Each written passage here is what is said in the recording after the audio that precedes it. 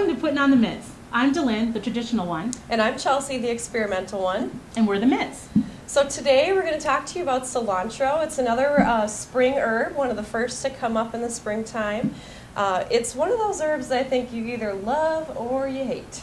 And I hate it. But I'm open-minded. I'm willing to listen to what Chelsey has to say. And she tells me that maybe if you don't put as much of cilantro in your dish, maybe it wouldn't overpower it as much. So I'm open-minded and ready to learn.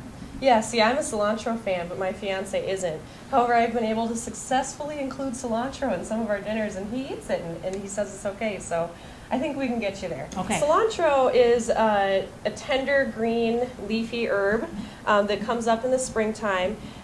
When you cut cilantro, just like any other leafy green herb, you're going to want to trim most of the stem.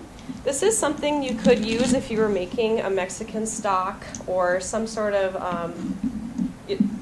or an Asian stock. It's used in both types of cuisine, Mexican and Asian, but you don't really want to use this much stem in your dish.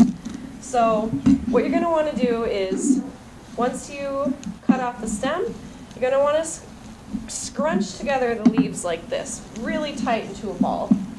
And then you'll use your knife right on the edge of that tight ball, and that's going to help you get your initial chop here. So you'll just run it along. And again, curl your fingers under your knuckles so that they're out of the danger zone. And that's going to be your first run through. Now if you want a rough chop, you'll stay there. Otherwise, you can keep going. And you'll get a finer chop as you go. Again, cilantro is one of those herbs that you're going to mostly use to finish a dish. The herbs like this that are leafier, greener, they're going to lose some of their punch, some of their flavor if you throw them in right at the beginning. Certainly not losing its scent. No, it's not. We're getting a big nose full of cilantro right now. Yes.